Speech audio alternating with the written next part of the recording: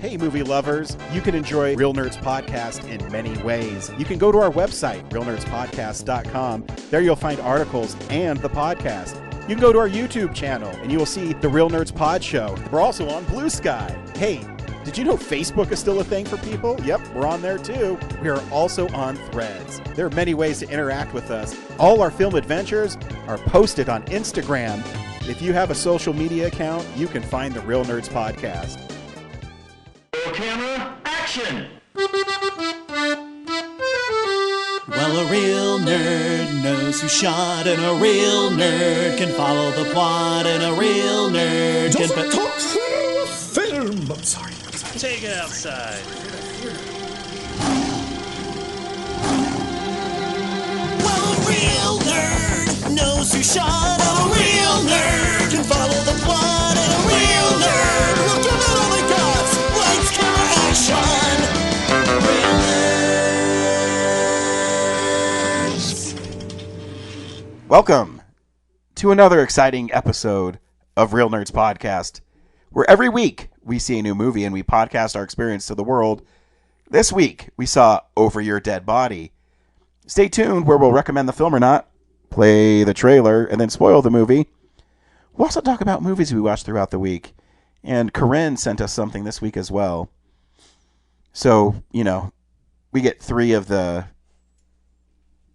How many nerds do we even do this anymore? Is it just really you and I, and then we have, bonus people that come in every once in a while? Well, yeah, Zach's on his own path of being a successful radio podcaster. So Yeah.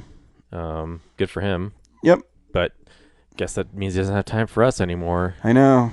Yeah, I'm actually going to be on his show in a couple weeks. He's doing a Cary Grant retrospective. It's kind of cool. I never thought in my life I'd be on podcasts being a Cary Grant expert, but here we are. What have you done for yourself? Yeah. I've been putting off being on his show for. He wants me to do Othello. Not sure why I'm the authority on that or what experience I can bring to that, but we'll find a time. But it's been getting pushed back constantly. It's fun. One of the things I do love about our podcast is we celebrate our 15th year. Is for a while I got to find somebody. I will lock on to an actor and watch all their films. And I was already a fan of Cary Grant, but then when I watched all his films, I became a really big fan of his. As you can see, if you look to your right, I have all my Cary Grant books. That's how it was for Van Damme. I watched the movies in the age or whatever, but when I made the movie, I watched all of the movies. I was like, yeah, awesome. Yeah, kind of the same thing. Yeah. And, that's what I love about our podcast is it's kind of opened doors for me in that respect where I've always watched movies, but then when you kind of have purpose behind what you're doing, it becomes fun. And then it becomes, an obsession. And I've read 6 Cary Grant books and watched all 69 of his movies. Yeah. And then I found Nice. on, But you haven't really done you haven't had a person you had RDJ, Emily Blunt, Jason Statham. yep, and Tom Cruise, So yeah, Cary Grant. I feel like it's and been then- a while. And since Kate Blanchett was the Kate last one. Blanchett, yeah. So I actually have to finish hers. I have 3 or 4 more of her movies. So I got to find somebody. I got to find someone. And I don't know who I'm going to do. I'll think of something. Because I don't know. I guess I don't know what genre I want to do. Do I want to do old Hollywood? Do I want to do the 80s? Because it's hard because a lot of people I really like. I've seen all of Schwarzenegger's movies. So it's got to be someone that you like but haven't seen all their movies. Yeah, and maybe discover how much I like them. Yeah. Like Cary Grant or Robert Downey Jr.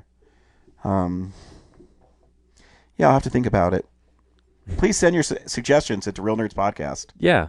Let's make it a contest thing. Yeah. You guys tell Ryan what he has to watch next. Maybe I'll tweet that today. Or, yeah, I'll say, what should I do next? You pick. Do Chevy Chase. He's an asshole. I have been watching Community again, and I'm in the 4th season. I can see how they're slowly starting to write him out. Yeah. And when I watch a documentary, I go, oh, that's why. Yeah. I finally watched that. Did I talk about it already? I don't think so. Yeah. I can see both sides, but Yeah, but at the end of the day, I always... Here's a great barometer. So people say that Tom Cruise is mean. However, he always has the same people that work for him. And his movies are usually pretty successful. I don't know if Tom Cruise is mean, but he probably demands a lot. But someone like Chevy Chase, who was the biggest star in the 80s, and then you stop making movies, you're probably the problem. Because I think people can look over a lot. And I actually equate it to Katherine Heigl, where she was really big on Grey's Anatomy, then did the Knocked Up. Then she did another romantic comedy. Then these things start coming out how she's difficult to work with. She didn't really get jobs after that. Yeah. So. Yeah. And your trauma is no excuse to treat other people. Agreed. Poorly. So, yeah. I'm sorry Chevy grew up like that, but also Yeah, but you also shouldn't be an alcoholic drug user and treat people poorly. And take it out on other people. Yeah. And also use racial slurs to people on your show. Which you can still watch on Peacock. They don't censor it. So, as I found out. Yeah. So. Anywho. This week, Brad, we saw Over Your Dead Body. Did we? Yes. Do you recommend Over Your Dead Body? I think it's pretty fun. I don't know, it felt short to me.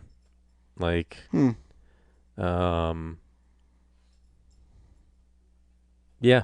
It just felt like it, the setup of them fighting, and then, the thing that interrupts all that, and then they kind of have to work together to stop that instead. I don't know, it just felt like pretty brief and didn't go deep in anything.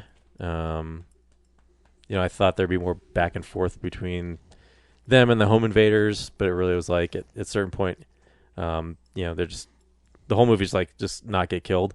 And then the thing with his dad just feels very contrived, to save the day. So whatever. It was all right. Yeah, it's a fun movie. Like I said before, I'm a big fan of Samara Weaving, and I also don't remember seeing a trailer for the movie ever. I saw the posters. Yeah, it felt like the trailer came out 3 weeks before the movie came out. Yeah, and why I actually picked it for our film of the week is who directed it, who's part of The Lonely Island.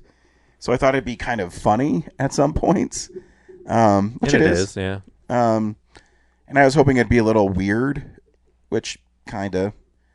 But yeah, it's fun. Here's a trailer for Over Your Dead Body. I don't even know what's in the trailer, so. Hey, how is it? It's fine. I just wanted to cook you your favorite food. Steak's not my favorite food. Okay. And what is your favorite food? Ceviche. Ceviche? You know what? I'm trying to make it nice for you. Reasons! Just pretend! Don't do this. Please don't do this.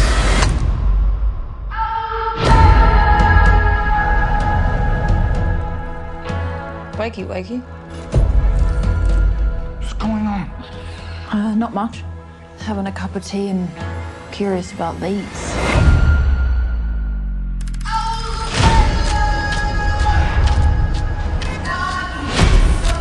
I think you were gonna knock me unconscious, tie me to the bag of rocks you hid the boat, sink me to the bottom of the lake. I think you just tried to kill me. Because all you do is criticize me in your stupid accent. It's like British crossed with the devil. Well, your plan sucks. Your plan is to just shoot me? I was being nice about it. You would have been unconscious. Oh, okay. Because I am considerate. Stop it!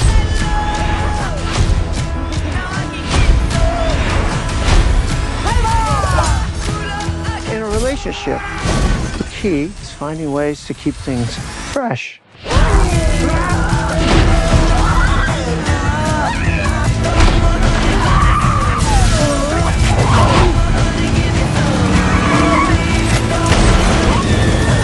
Cops are never gonna buy your bullshit. They're gonna see somebody just pretending to care. Like you can do any better. She should have been back by now. What's up? Can you please do something? Can you please help? She's not just gone. Oh my god, there's so much blood! Heaven has another angel. Don't walk into the light. Come down from heaven and save her. Isn't ready for you. God. Oh, God, she was so beautiful in life.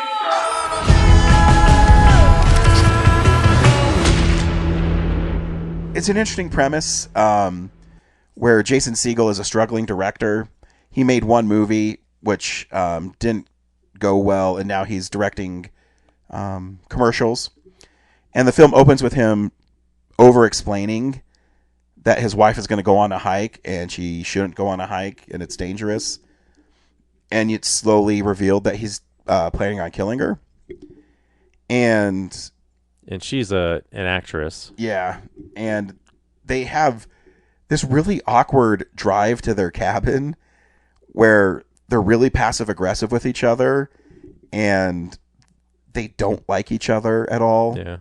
To him, she's a nag. Yeah. And very, he's very optimistic and tries to like make things fun, and she's very like negative about everything.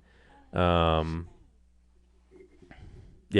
And then there's built-up resentment towards him. You find out that the movie, he didn't cast her in it, and you know why I'm your wife, and she ended up having an affair.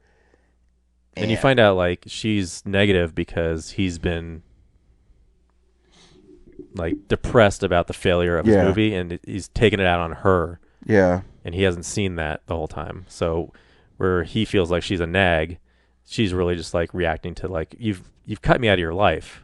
So of course I'm going to go off and do this other stuff. Yeah. It boils down that they're both toxic, and instead of talking about their problems, they just bottle it up, and they take it out on each other in really passive-aggressive ways. Until a bunch of criminals escape convicts. Yeah. Every time I see Timothy Olyphant, I always think of Timothy Olyphantastic. Yeah. And about him and Kevin Smith clashing. It makes me laugh. And yeah, so he and I'm guessing he's some MMA fighter. I don't know who he is. Just a big muscular guy. Yeah. And Juliette Lewis run from the law. Juliette Lewis is a prison guard who fell for Olyphantastic and helped him escape. And they're staying at the cabin, and while they're there, they hide in the attic. Yeah, and they accidentally. So Jason Segel is going to kill his wife. She turns a table on him and uses a taser to knock him out. And then his friend, who's an ex-con, who he asked to help him kill his wife, shows up, ties them both up. They accidentally kill their friend, and that's when Olyphantastic and his gang are discovered in the attic. And then they put them back in the basement, and then they both kind of have this realization that they are horrible to each other. Yeah. And that they have to fight for their lives. And then the rest of the movie is them. And Olyphantastic Group tries to extort money out of them. Oh, yeah, because she says she has $50,000. Yeah. She's like, I'll leave it to you if you let us go. And then pretty quickly you realize, like, they're just going to take the money and run anyway. Yeah. And, yeah, you mentioned his dad. He has a strained relationship with his dad because his dad is a vet who lives in a home, and he wants to die as a hero, and he never did. And so when he shows up randomly to help him, he gets killed. And then, I don't know, that was a weird thing for me. Is Jason Segel really didn't care that his dad was killed? And he just tried to run away because... Yeah, it didn't feel like a strong bond. Yeah. And also, like, the fact that, like, I don't know, like, how far away is the home to the cabin? Like, it doesn't seem that far. Yeah. But it's really funny when, like, he takes the nurse's, I don't know, souped out, like, Toyota or whatever. Yeah. He's like, this is pretty sweet. Turn off the music. Yeah. This is stupid, until he's stuck with it for a couple hours and he's really into it. Yeah, he's definitely one of those, like, I hate Gen Z, like, grandfather types. Yeah. So he's, like, commenting on, like, how Jason Segel's generation, they're a bunch of pussies and stuff. And yeah, it's interesting because while I was watching this, I just kept on thinking in my head how you said we've seen a lot of movies like this year, and we have. I mean, Here I Come Part 2. Ready or Not Part 2, I'm sorry. They Will Kill You. Then They Will Kill You. And then a couple weeks later, this one. Normal. I Saw You Didn't. Yeah. And so, yeah, I mean, Samara Weaving's awesome. I love her in everything. Yeah. She has a great screen presence. She gets to do her Australian accent in this one. Yeah. Well, her normal accent. I She guess. just talks normally. Yeah. And it's fun seeing Siegel kind of do different things too. Yeah, and it's a fun movie. It's gory as hell. Yeah, his dad. Yeah. Yeah, I mean, his dad dies horribly, and Jason Segel's like, well, we still got to save ourselves. Yeah. And then at the end, they survive this and they kind of turn it that they're heroes, and then they're able to parlay that into a Netflix streaming show. Yeah, and then the new movie they're making based on their experience Yeah. is like Kumail Nanjiani is Jason Segel's character. It's kind of funny with him too, because he kind of came from, this kind of smaller guy, but when he got in shape for Eternals, Yeah. now he's like this super ripped action star, Yeah. and he's always been funny. I've always loved him. Yeah. So he has a fun little cameo in it. I remember seeing him when I went to LA to watch Ninja Turtles at the New Beverly, and he was in the audience. Really? Yeah. That's awesome. Can't remember if he was like, I think that's post Eternals. Yeah. Yeah, I know he likes movies. That's his like one of his favorite movies. So Is it really? Yeah. Because I listened to him on Conan O'Brien Needs a Friend, and he talks a lot about how he loves movies and the process. And then he talked about his wife when they wrote that. What's that movie they did? The Big something. The Big Sick. The Big Sick. Yeah. Yeah, that's a fun movie. So yeah, he's cool, and I liked watching him in it. And yeah, I mean, this movie's fun. I mean, there's not really much more to it because it's about 40 minutes of them just fucking each other up, and it's shot really well. And what I did like though is when I saw who made it, it was the director of the Fall Guy, who's The Fall Guy. yeah, so the producer.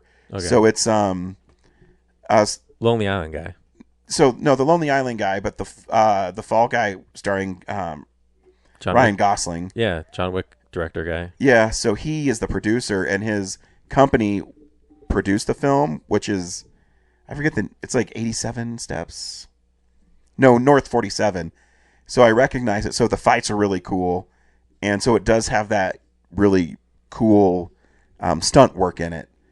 So that was really fun, and it surprised me how many big stars or big producer guys were part of the film.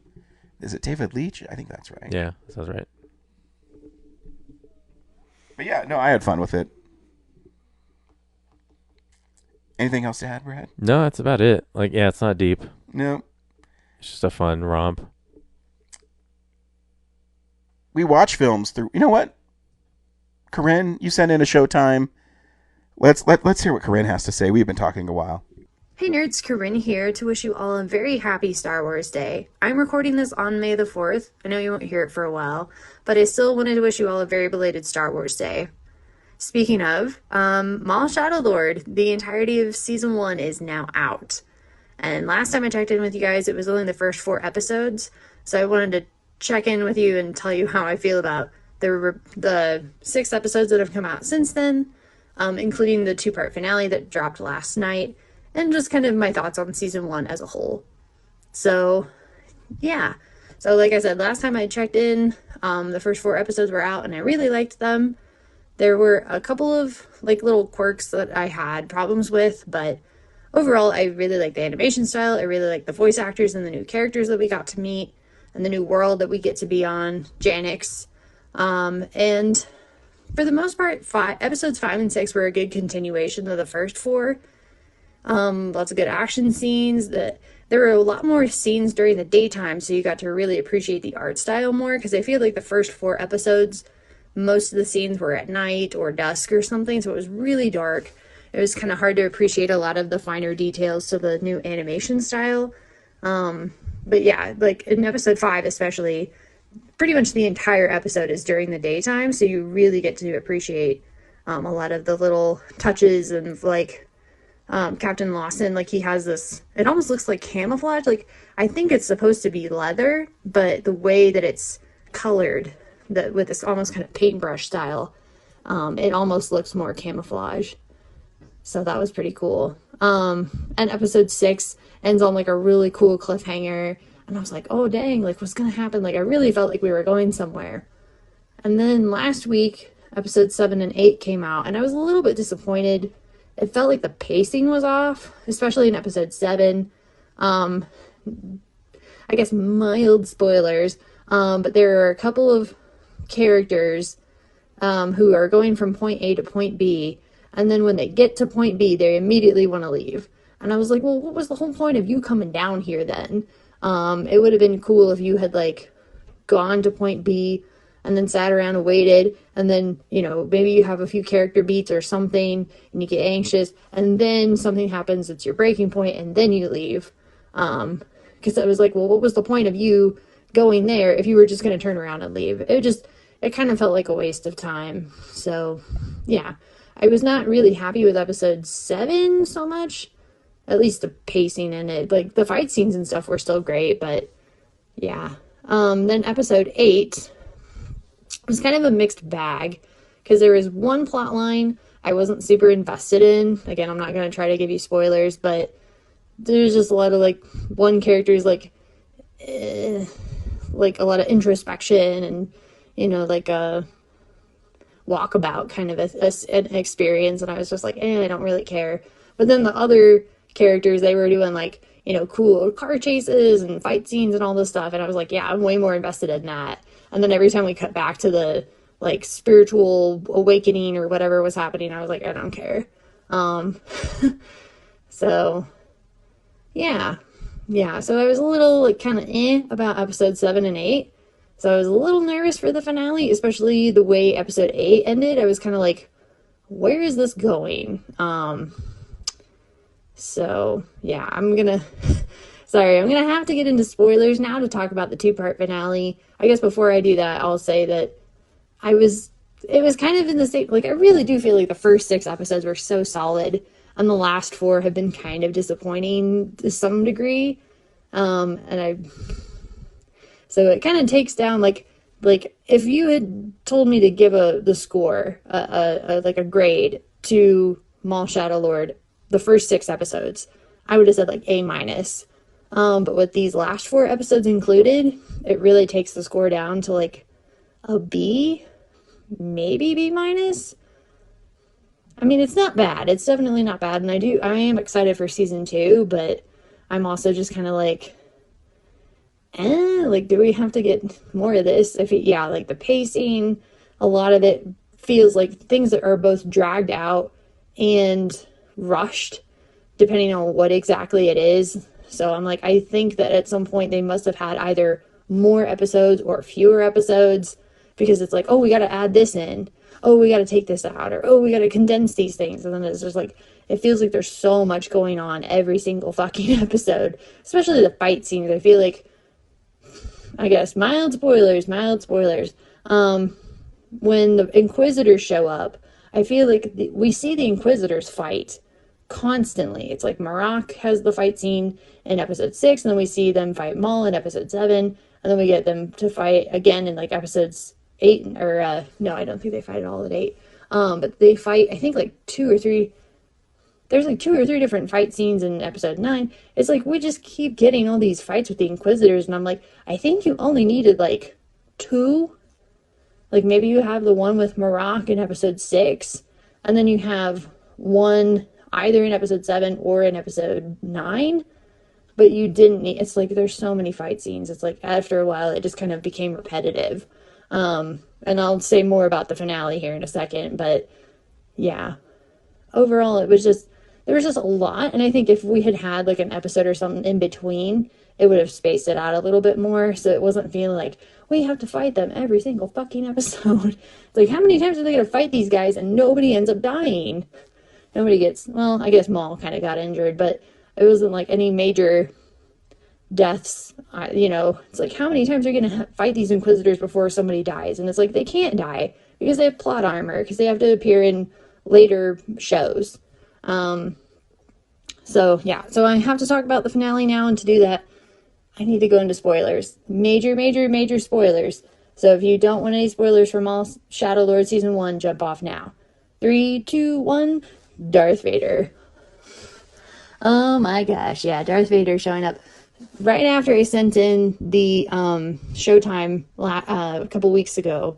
I found the character poster for Darth Vader, and I found the one for Dryden Voss, so I knew they were going to show up, and I was like, well, it's probably going to be in the finale. And then I heard that it was renewed for season 2 already. So I was like, okay. So that explains why, kind of retroactively. I was like, because when I watched the first 4 episodes, I figured Daki was going to die in like episode 5 or 6. And that was going to be kind of like a turning point in the season. But now knowing that there was going to be a season 2 and that's already greenlit, it's like, okay, it kind of explains why Master Daki dies at the very end of season 1 rather than earlier. Because now season 2 is going to be all dedicated to Devon's Fall to the Dark Side. And we don't have to rush it in the latter half of season 1. So I kind of was disappointed to see Vader. I mean, okay, I'm not going to say I was disappointed to see Vader. I just don't think they used him very well. Because, I mean, he was in character, I guess. But I don't know. It's like, why are you going to have Vader there if he's not going to do anything specific to Vader? You know what I mean? Like, okay, yeah, he's brutal and he's like really, really strong and they can't take him down. Even 3 versus 1, they can't take him down. I'm like, okay, well, you couldn't deal with the 2 fucking Inquisitors before. So, yeah, it's like, I just don't get it. Why would you have Vader show up if you weren't going to do anything with him? Like, I feel like there should have been some kind of an exchange between him and Maul. Especially, I mean, they don't have a ton of history, but they do have some history. They do have some connection. You know, obviously Maul almost killed Anakin on Tatooine. Maul killed Qui-Gon in The Phantom Menace. And then Maul was Sidious's original apprentice. So I'm like, there is some history between these characters, even if they've never met before. So the fact that Vader shows up and has no dialogue and just fights them, and it's like, he could be a fucking, well, I mean, he is basically a robot, but he could be a droid, you know, for as much damage as he does. It's like, I just don't, why am I supposed to be invested? Like, there's nothing emotional going on. Like, okay, he kills Daki. We all knew Daki was a goner. So that wasn't a shock. And honestly, I think the way they killed him off and like the whole fight scene with him, like, I didn't need the Inquisitors to show up again in episode 10. I think the 3-on-1 against Vader was sufficient.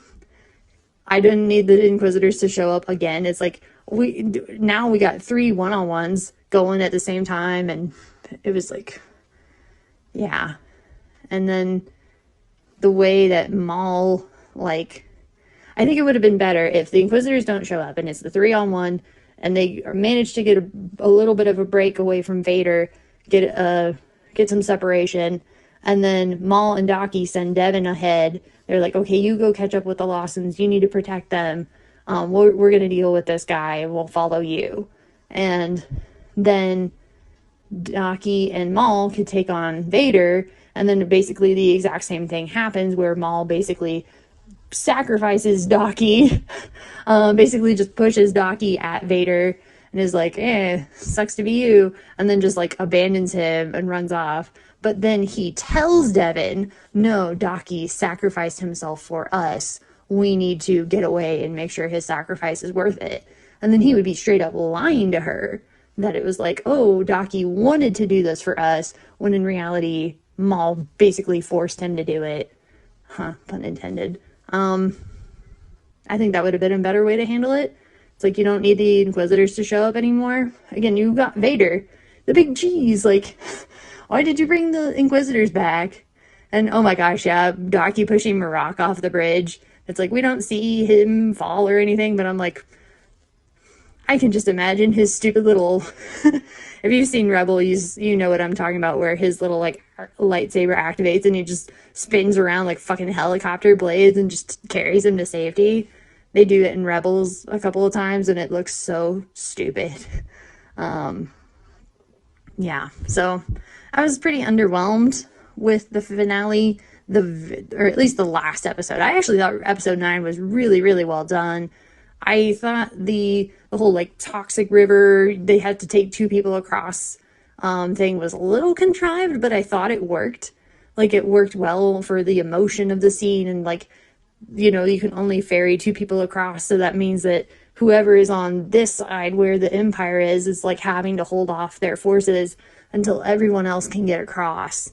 And of course, it's the last 3 Force users, since they, they're capable of jumping that far if they have the little skiff in between that they can use it as kind of a waypoint. Yeah. So yeah, I liked episode 9, but I was not a fan of episode 10. And my poor Spybot, why'd they have to kill him off? Just like my favorite character in the whole show, and they're like, sucks to be you, Spybot. I'm actually surprised they killed off pretty much everybody in Maul's crew. I thought at least a couple of his cronies were going to make it out, but once he started killing off a few of them, I was like, oh no, everybody's going down. And Maul doesn't have any reaction to any of them dying, which was such a missed opportunity. Like, isn't the whole thing is that he's like the crime lord and now all of his cronies are dying, and so he has no one? Well, except Devin. Yeah.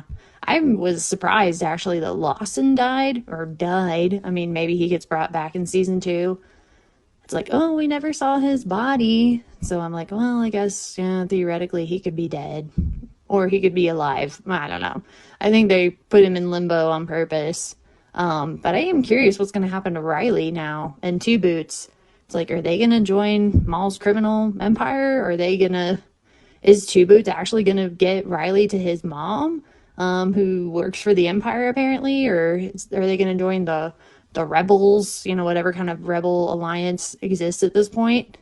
It's pretty early in the Imperial regime, so the formal rebel alliance does not exist yet, but there's definitely somebody up there causing trouble. So yeah, honestly, yeah, that's the storyline I'm most curious about in season 2, because I'm like, I don't care about Maul as a crime lord. Devin, I'm like, like, we know she abandons Maul somehow, so either she dies or she abandons him, either because she is too bad for him or she's too good. Yeah, so yeah, this is what kind of sucks about characters when it's like a mid-cool, like we already know how their story ends, like with the case of Maul, we know what happens to him in Rebels, or Solo, a Star Wars story. So it's like, okay, it's kind of boxed in, like he can't really have a lot to do. It's like, okay, he has to rebuild his criminal empire and like take Kira on as like an apprentice or a protege or something. So yeah, Devin, something happens to Devin, but yeah, Riley, it's like that's completely open-ended. So we will find out. Hopefully we don't have to wait more than a year. So cool. Well, I will probably talk to you guys about Star Wars here in the next couple of weeks, since the new Mando movie is coming out. But until then, keep it real, nerds. Bye. So, Corinne, I'll be honest, I didn't listen to yours because when you said spoilers, I stopped. But Maul's still going. Yep, and I haven't seen Maul, so... Yep, and I don't want to be spoiled. I know, Corinne, you love being spoiled. It's your favorite thing. Ain't happening with me. But thanks for saying it in. Appreciate it. I mean, there's other listeners who are following along with the show, so yeah, they're enjoying it. Hell yeah. And so Brad, it's our turn to talk about what we've been watching. Brad, what'd you watch this week? So, this is the stuff we've been watching. A couple new things, but I'll start with one old thing, which has a new component to it. There's an app called Theater Ears. Do you know about it? No, what is that? Mostly it's an app where you can like go to the movies. It's kind of like a podcast app, so you load up like another language for film, so you can watch you can go to like the Mills and then listen to whatever movie like in Spanish if you need to. Oh, that's cool. And I imagine there's probably never mind. But the one thing, there's only one version of this that I've found so far. Project Hail Mary, there's a director's commentary track that you can listen to live while you watch the movie. So I watched Project Hail Mary again, but with like Phil Lord and Chris Miller in my ears. Nice. For two and a half hours talking about this movie. And it's amazing. And I wish all the movies had this or just like their regular soundtrack on it, because just sitting there with my ear pods in my ears, I I didn't have to hear other people in the theater. Like the sound is like right in my ear. Like it was amazing. Was it easy to sync up? Yeah, like I think you like load it up before you walk into the theater, and then like it kind of like refreshes until the movie gets out of trailers and then just starts. It does it automatically. Yes, and also like you pick the showtime you're at, and that's the one that downloads. Really? So yeah, you can't just like get one file and just like. Is this a subscription? No, it was free. Wow. Yeah. But like I said, most of the time it's for like different language tracks. That's also pretty cool. Yeah. Like I'm curious, just like I don't know, go listen to like Avengers in Korean, you know, like that might be fun to do. So yeah, that was a cool thing. So everyone should try that. Like if you want, if you need to download it, when we're done. If you need another excuse to watch Hail Mary in the theater, like that's a good one. And they're like really like in depth about it. Like I don't remember a ton of like things to relate to you because it's been a while. But yeah, just listen to the directors talk about their process. And actually, there was one cool thing. The whole, like the red flashy part of the movie where they go to the planet and like they turn on the camera and it goes to red or whatever. Talking about how they did that practically is pretty amazing. Like it's kind of in the vein of like a curtain with pinholes in it, and then they just change these settings so like accentuates whatever. Because like part of the thing is they didn't use a ton of CGI in the movie. Yeah. And that's one of the things that they just did practically. And you think it would just be like an overlay of some computer graphics, but it's real in the room type stuff. So that's cool. And then like, there's like when he wakes up from hypersleep or whatever, there's a set they just like rotated a bunch of times. So it looks different for different scenes, but it's really just the same set. That's pretty cool. Used over and over again. Like, and all the planning that went into like just economically making the movie practically. So it's like just like a recycled things that when he goes to the hardware store with his bodyguard or whatever, and they're like bowling and stuff, like that was like that wasn't in the script, and they just like found that out through the edit and like, oh, we just need something lighter here, and then like when he's doing the first test in that bunker or whatever, like they built that set inside a location that they were using for something else. They're like, oh, we can't just build this set elsewhere, so we just like we did it inside the location we were already using at the last minute. So stuff like that's cool. Yeah, new thing I watched was Mother Mary. Oh yeah, the Anne Hathaway pop star movie. Yeah, super weird, I guess. Did you stay awake for the whole thing? I did. Nice. Shockingly. Yeah, it's hard to describe because so Anne Hathaway is this pop star, and she's, I don't know, at an impasse in her career. She needs this new dress, so she goes to the person who was making her dresses that she, let go, fired, and then that person is on a deadline, and she's like, okay, I'll make the dress, but like begrudgingly, and then she like basically like they have an airing of grievances in kind of a Shakespearean way. And so when they're talking about like the rift between them, like the room changes around them. And then you find out like Anne Hathaway is actually being like haunted by this like spirit that's like taking control of her and is like slowly consuming her from the inside out. And then you find out that her friend has also had visions of that spirit too. And so they kind of figure out like how the rift has like generated it and how they can get it out of her. And I don't know, it feels like it's so like artsy, it's by the director who did The Green Knight, David Lowery. Yeah. So it's very like surreal. And you're kind of sitting there going like the acting is amazing. Like these two women are, firing on all cylinders, but at the same time you're struggling to keep up like, okay, like why is she upset, and like is this real, is this not real, what's this allegory for, like it seems like there's something underlying that it's trying to say, so trying to process. And then visually it's like so outlandish and surreal. So, but yeah, at the end of the day, I was kind of like, it was beautiful to look at. Acting's great, but like I'm not sure what this movie was trying to say. So yeah. And The Nice Guys was in theaters again. That was awesome. Mad Max 2. And this might be next week, but I'll say it now. Purple Rain. Prince's Purple Rain. Prince's Purple Rain. First time I'd seen it. So the Regal's doing musical adjacent movies now. And so yeah, Purple Rain. I'd never seen it, and yeah, it is the vibe I got the whole time. The music is amazing, like great soundtrack. Like I'm not a big Prince fan. Like most of my knowledge of Prince comes from the Batman soundtrack, and the music in this movie is like, yeah, it's great. Like I might buy a Prince album. But like the vibe of the movie just felt like The Room to me. Yeah, yeah. Like it feels like the director like shot a bunch of stuff that didn't make sense and he tried his best to make it make sense. It definitely gets by on the Prince soundtrack. Talent of Prince as a musician. Yeah, the acting in general is just like, I don't know, it feels like Morris Day and the Time has more of an arc in the movie.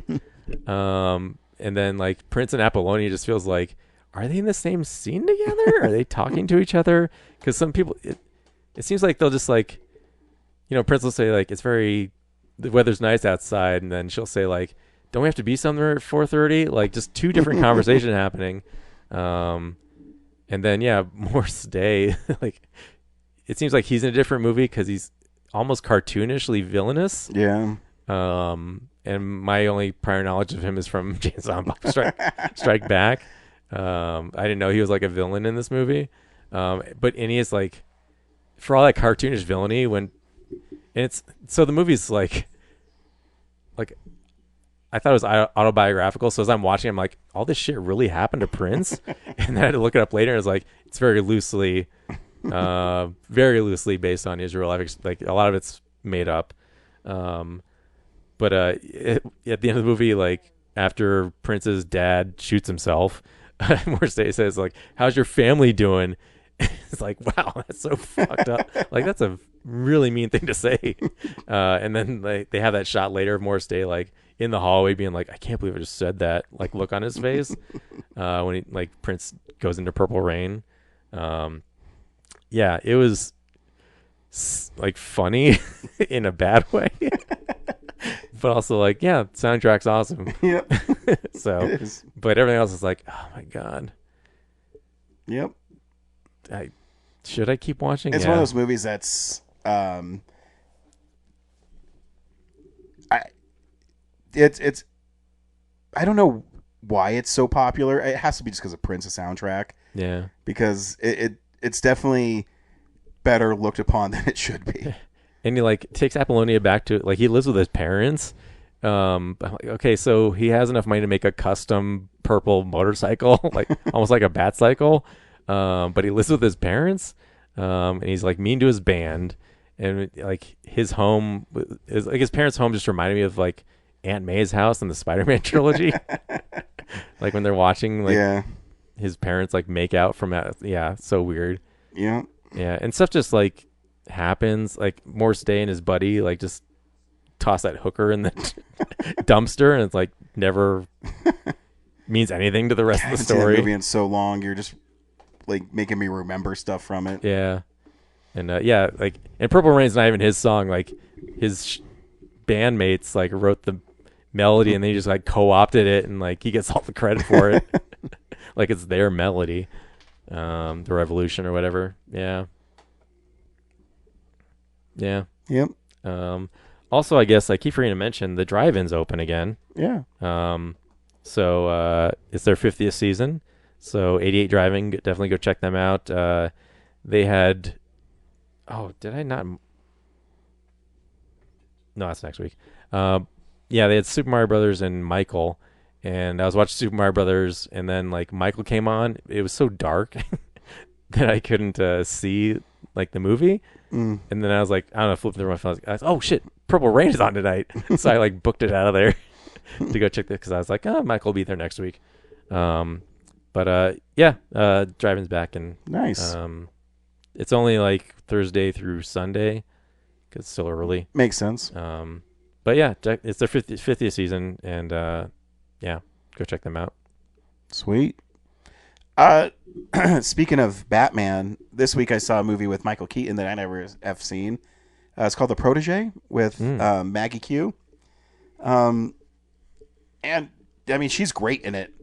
That's from a couple of years ago. Yeah. I think 2021. She's great in it. She basically plays an assassin that works with Samuel L. Jackson. Samuel L. Jackson is getting close to retirement, and then he's killed. So then she goes on this revenge tour to find out who killed him. And Michael Keaton is also hired as an assassin to go after her. And yeah, it's really just her. So she's not his protege. She's Sam Jackson's. Because he found her when he was on another mission and her parents were killed. He didn't kill her parents? No. So he took her under his wing. Did Michael Keaton kill her parents? No. Oh. Did Michael Keaton's boss kill her parents? Yes. He's also a protege? Yeah. So there's a lot going on in the movie, and the story's kind of hard to follow. The action's really cool. I mean, she's great. She was great in Mission Impossible. Was it Mission Impossible? Yeah, right? My kid farting. That's his answer. So I'm trying to know where I saw her the first time I saw her. Was it that 355 movie? No, she's in that, but I'm pretty sure it's Mission Impossible, but I could be wrong. Yeah, it's MI3. See, it comes back to me eventually. And she's also in Live Free and Die Hard. Kellen's Mission Possible. Yeah, you know, it's fun. There's some goofy script choices. I also don't like that she hooked up with Michael Keaton in it because Is he not trying to kill her at that point? He is, but it's kind of a Mr. and Mrs. Smith kind of thing where they're trying to kill each other and then they find each other attractive, and I know it's really weird. I don't know why. I'm not going to kill you long enough to bang you. Yeah, I just think it's a weird character choice for her. I mean, it's fun. Yeah, I remember I got the Blu-ray, I think, for $2. Because I was, Michael Keaton, I'll watch this. And he's good in it. And the action's cool. I mean, it wasn't a waste of like $3 or $4. So I saw that. I also got the Super Deluxe edition of Congo from Vinegar Syndrome. And it comes in one of those magnetic clasp cases. It has like a 80-page essay book in it. Someone has 80 pages worth of say about it? I guess. And it has a slipcover that kind of has comic book art that has Bruce Campbell on it, so that's pretty cool. And I hadn't seen it in a really long time. And as the credits are going, I go, oh man, Kathleen Kennedy. Literally everybody who made Jurassic Park. Frank Marshall directed it. Yeah. Everybody who made Jurassic Park has some hands in this movie. And I said, and I remember seeing it once years ago. And I remember years ago going, man, this movie's kind of a piece of shit. And does the 4K Super Deluxe Edition change my opinion on it? No. It takes a really long time for the killer apes to show up. Tim Curry is the over-the-top Transylvanian or whatever, Romanian. I forget what country he's from. But he talks like this. Transvestite from Transylvania. Yeah. Oh, maybe it's Romanian then. Because Transylvania would be, yeah. Rocky Horror. But anyways, he's way over the top. The characters make really dumb choices. The lead guy who's teaching the other gorilla how to talk is not very compelling. I mean, the gorilla drinks martinis. I mean, it's fun. Shaken that stirred. Yeah. It helps her calm her while she's on the airplane because they want to take her home because she's having nightmares about her home. And it takes a really long time for the evil killer gorillas to show up. And when they do, have you seen this film? Yeah. The part recently. when they jump into the lava. going, what the fuck are these gorillas doing? Offing themselves. Yeah. Yeah. Your kid's having an epileptic seizure. Yeah. So it looks great in 4K. I mean, Frank Marshall makes some weird choices. He does weird slow-mo at points, and I don't know. Is that like blurry slow down? Yeah. That's such like a 90s thing. It is.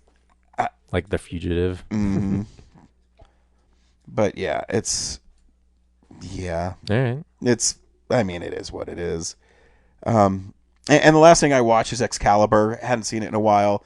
It's another Arrow, like, deluxe edition. Yeah, I got it too. And when I watch it, I go, man, it's kind of just like a greatest hits of the story.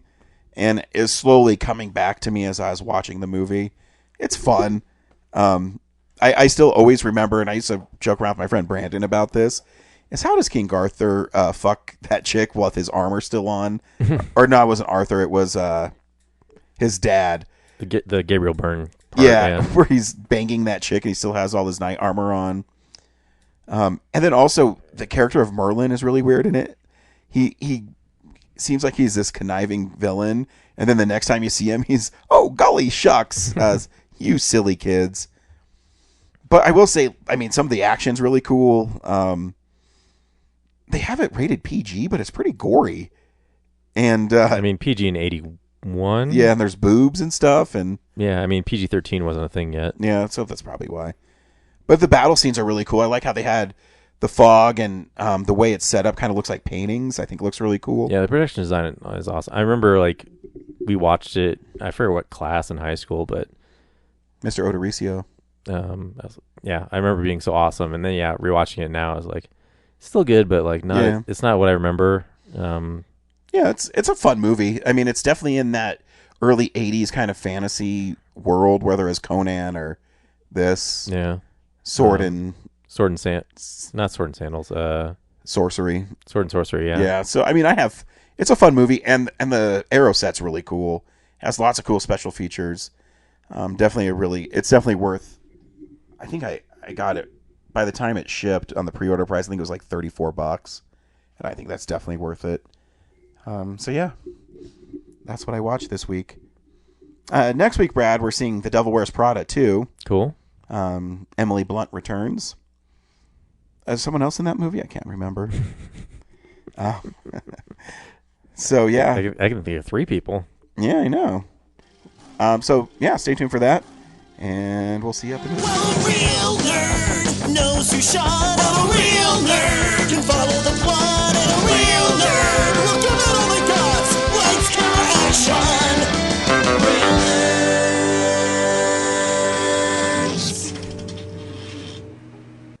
Thanks for listening to Real Nerds Podcast, a Nebulous Visions production. Stream or download episodes, read articles at realnerdspodcast.com.